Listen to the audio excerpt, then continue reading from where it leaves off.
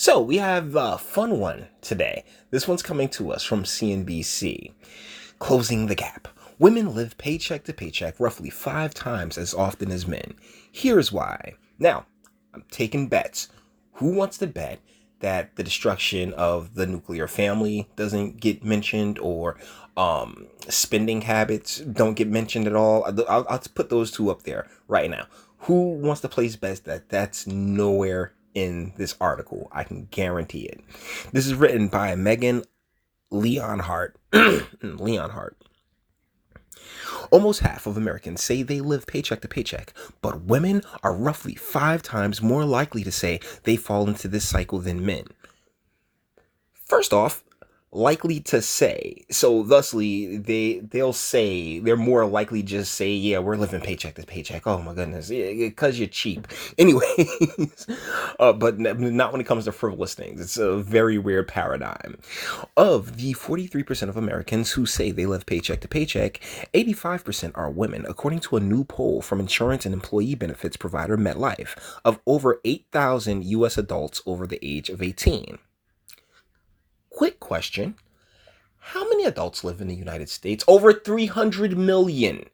And CNBC has taken this this minuscule. This is like comparing my channel to PewDiePie's, okay?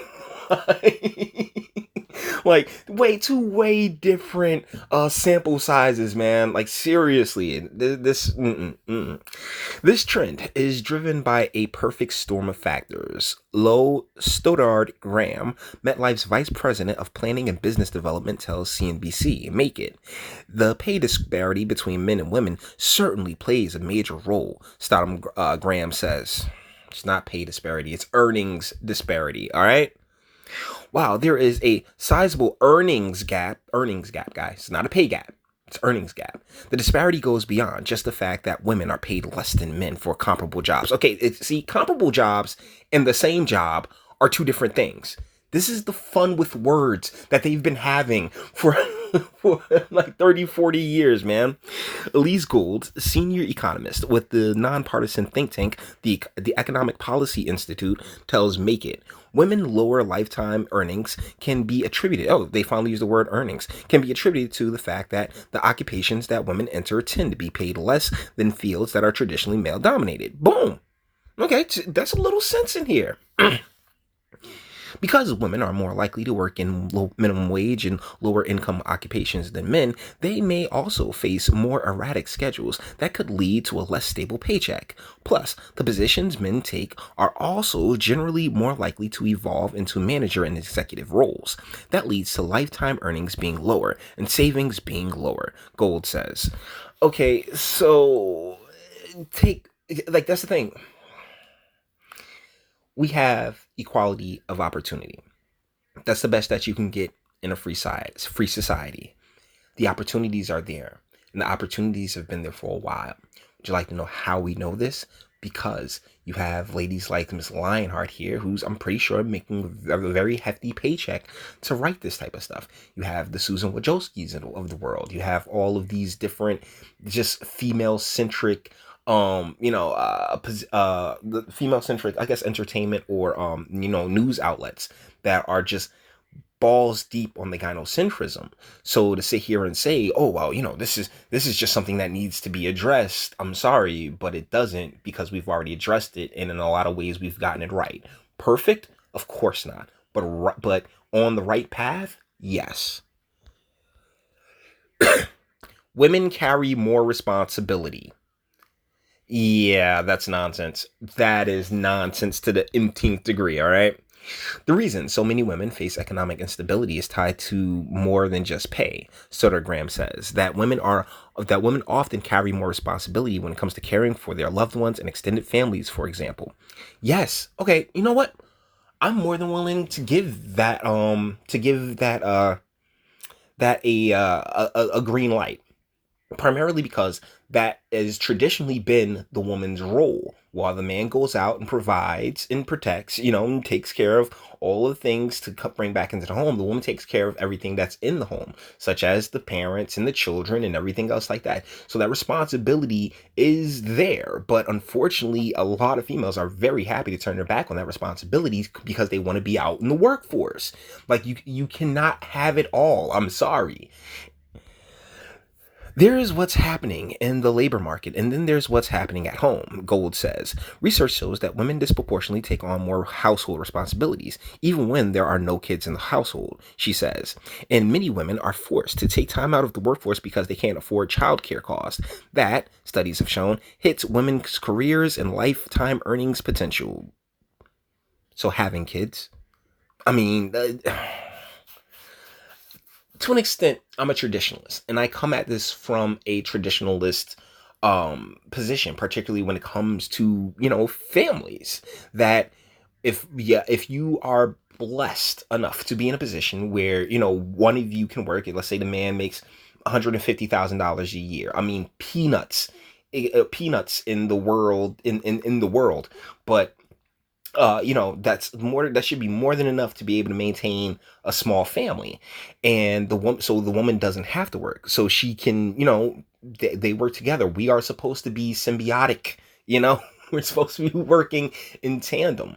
But when you sit there and split it down the center the way that they're trying to do, which just doesn't work, because guess what? When you try to split it down the center, you end up with these types of studies, in these types of situations where she can't like they're trying to like it really feels like in this article they're trying to make it seem as if being a mother and taking care of the kids, well, what this is that hits the woman's career and her a lifetime earning potential. But the deal is that there's more to life than just working your ass off for somebody else. There's this great meme that's going around where it's like, oh, the feminism teaches women that that they're slaves to their husbands and their children. So instead of that, they should go and be slaves to a corporation or their boss. It's like, no matter, and honestly, I feel this because no matter what you do, it really isn't like you're still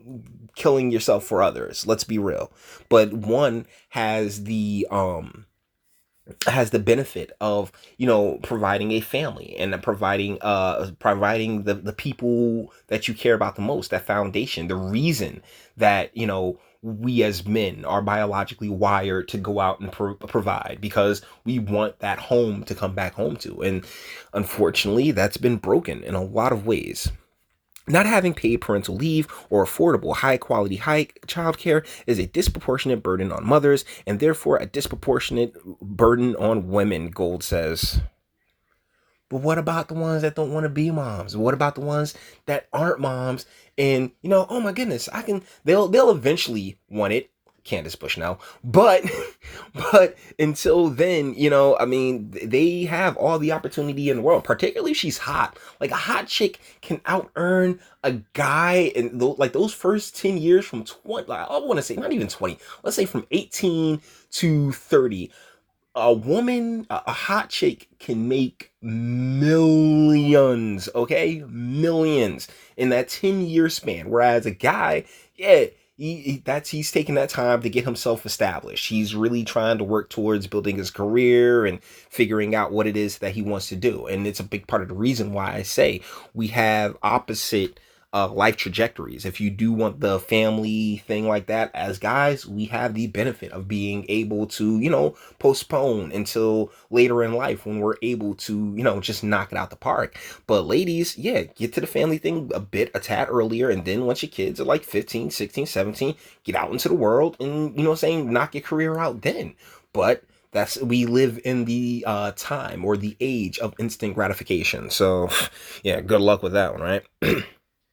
Another reason for the stark difference in answers between men and women could be how the question is interpreted and how secure people feel financially when answering. So basically, men and women have different brains, right? Oh, thank you for admitting it. Women may feel more secure with more savings, and therefore they feel they live paycheck to paycheck, Gold says. MetLife's research generally found that women feel less in control of their finances than men, and fewer women feel on track to achieve their financial goals, which are, good question, right? Breaking free of the cycle. The common step financial experts recommend people take to break the paycheck to paycheck cycle is to build up an emergency fund. But that's easier said than done for many American families. Yes, because if between the two of you, let's say you got two people making 60 grand a year, both of them, and then the mom wants to take the woman gets pregnant, and boom, now all of a sudden you're missing a good chunk of that $120,000 that you were bringing in together. Yeah, you're gonna be hurting. You're definitely gonna be hurting. About 1 in 4 respondents to MetLife survey say they have 3 months of living expenses saved.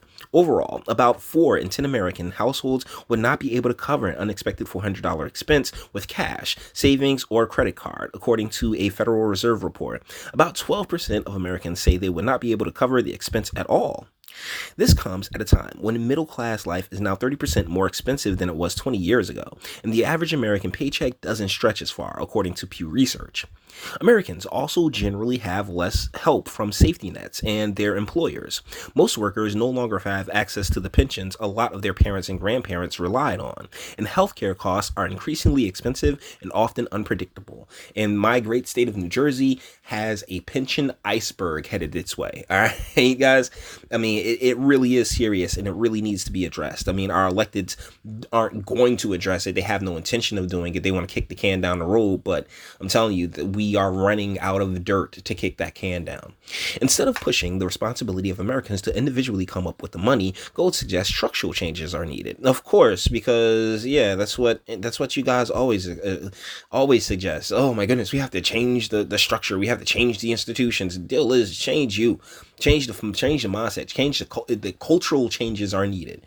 A return to the nuclear family, and families being encouraged to stick together and work it out, and financially backed up. I believe through the tax system we could actually get families to stick it out and stay together long term. But that, like I said, it would take cultural changes, not structural ones. Not only to help women, but all Americans. Okay, this is the most annoying shit because, well, not only to help women, but all Americans. It's only biological sex. There's only two quote unquote genders, all right? It's male and female. And the deal is that we're all supposed to be working together. Workers need more leverage so they can have higher wages, Gold says, as well as building better healthcare options so that people aren't impoverished by their health needs. Then they can be more economically secure and might actually be able to save, Gold says. Once again, we are faced with a situation. Oh man, that chick is really pregnant. We are faced with a situation that is best handled in the home.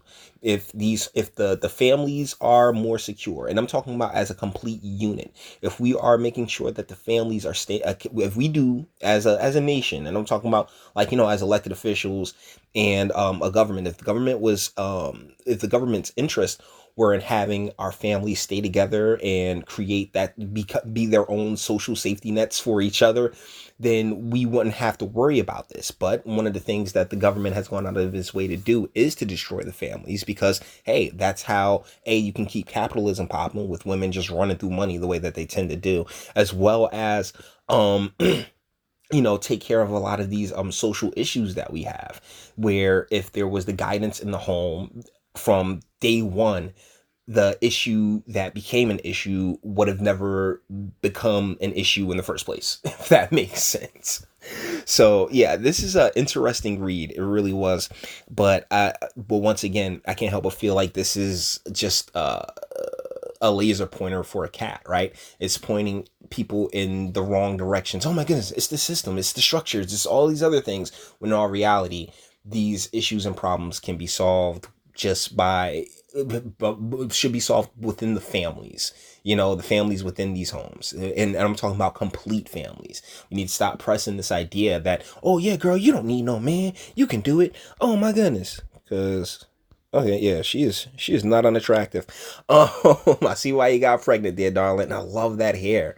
Like, guys, my exes with the super long hair, like, I wouldn't call it super long, but it's pretty long hair, is just Mwah, I love them because it always gets wrapped around, the twig and berries. And you slowly pull that hair from inside that entanglement. Oh, one of the best feelings ever. So, with that being said, we're gonna bring this one to an end. All the internet stuff. If you liked it, toss it a like. Dislike, yeah, go ahead, do that too. No one's scared of you. Sub if you enjoy my fantastic voice and you want to give videos like this every single day. Share because sharing is caring. And YouTube and bitch shooting they don't like me like that. And speak. Let me know, what do you think in the comments. Do you believe that, hey, this is something that we really need to have structural change for? Or is this something that, hey, if we just reinvest in our families, this will take care of itself? All right. Let me know what you think in the comments. And until the next one.